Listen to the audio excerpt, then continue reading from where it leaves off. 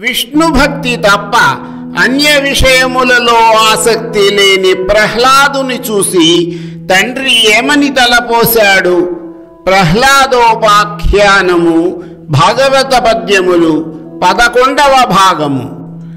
ఆ ప్రహ్లాదుడు విష్ణువు తనను కూడి ఉన్నప్పుడు స్నేహితులతో చేరడు. శ్రీహరి తన ఎదురుగా మెదలుతూ ఉన్నప్పుడు తోటి రాక్షసుల పిల్లలతో ఆటలాడడు.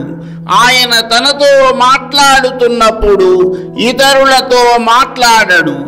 ఆయనను తనలో ధ్యానించుకునే సమయంలో మరింక దేనిని చూడడు.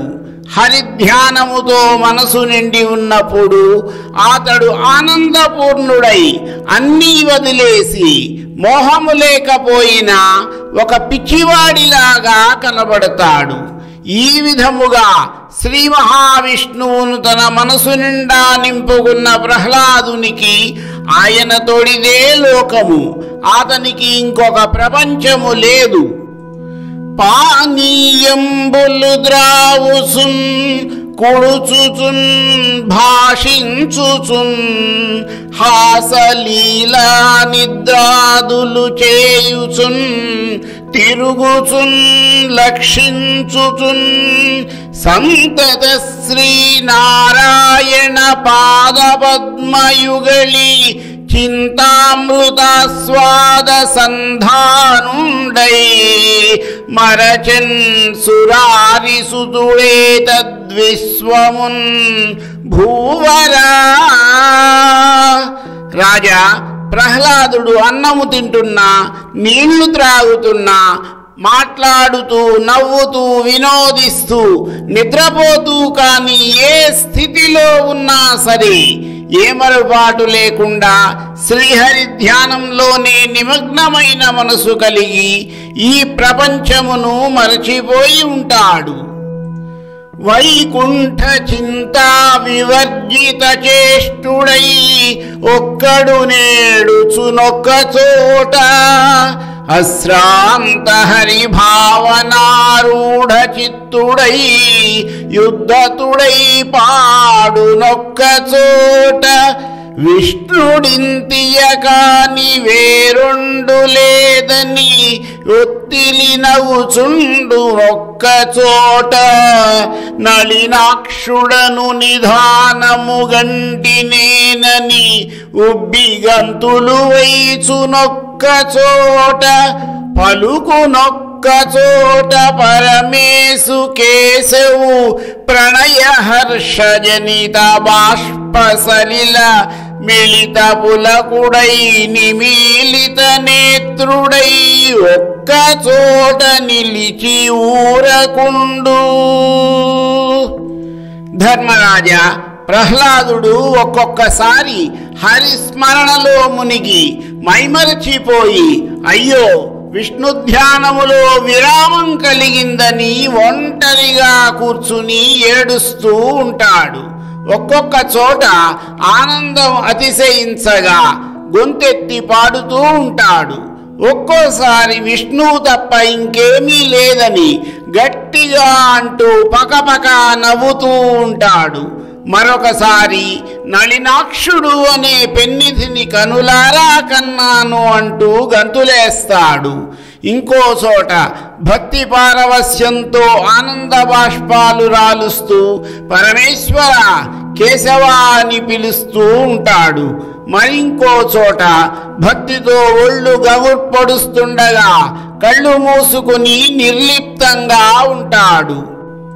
ఈ విధముగా ప్రహ్లాదుడికి గత జన్మలలో పరమ విష్ణు భక్తులతో చేసిన సత్సంగము వలన విష్ణుపాదములపై అనన్యమైన భక్తిభావము పెంపొంది చెడు నడత కలిగిన వారు తన చెంతనే ఉన్నా కూడా అటువంటి వారితో సాంగత్యముతో మనసు అన్యాయత్తంబు కావడము లేదు. ఈ విషయములో ఎల్లప్పుడూ అతడు ఆత్మావలోకనం చేసుకుంటూ జాగ్రత్తగా ఉండేవాడు.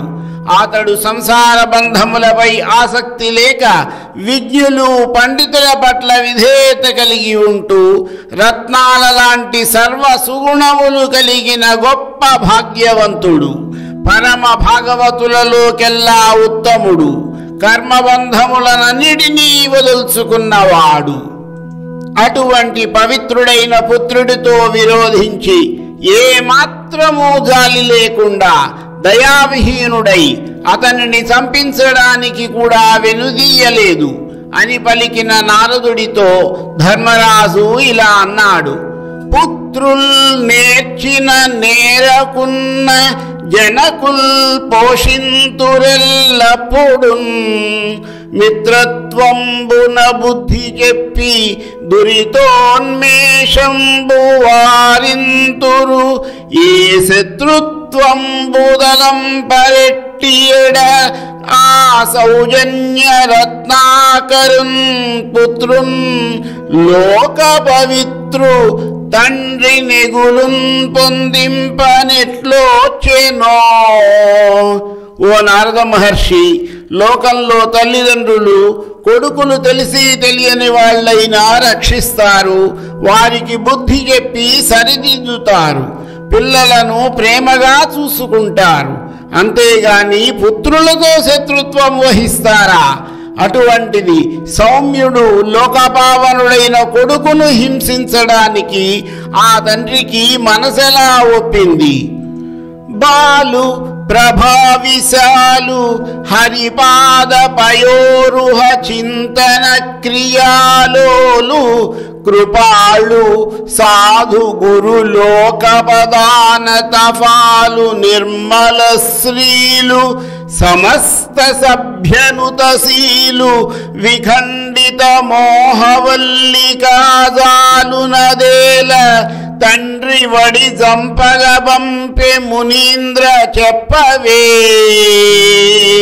నారద, ప్రహ్లాదుడు బాలుడు, తేజోవంతుడు, శ్రీహరి పాదముల యందు చింతన కలవాడు, సాధువులను గురువులను గౌరవించేవాడు, మంగళ స్వభావము కలవాడు, సాధుజనుల ప్రశంసలను అందుకునేవాడు, మోహపాశములను త్రెంపుకున్నవాడు.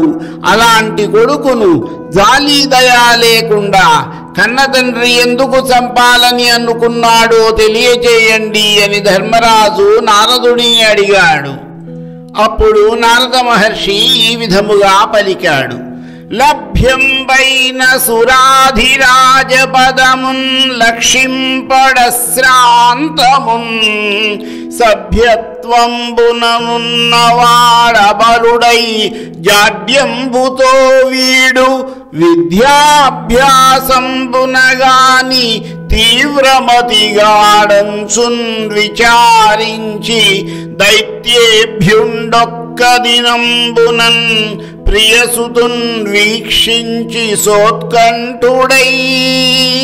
హిరణ్యకశిపుడు తన కొడుకు నడవడికను పరిశీలించి వీడు దేవేంద్ర పదవి లభించినా లెక్క చేయడు, ఎప్పుడు సోమరిలా జడునిలా అవివేకిలాగా తిరుగుతున్నాడు, బలహీనుడై జాడ్యంతో చెడిపోవుచున్నాడు, వీడికి విద్యాబుద్ధులు నేర్పిస్తేనే కాని చురుకైన వాడు కాడు అని భావించి ఒకరోజు కొడుకుతో ఈ విధముగా పలికాడు. మరికొంత కథా వివరణము నా తరువాతి భాగములో.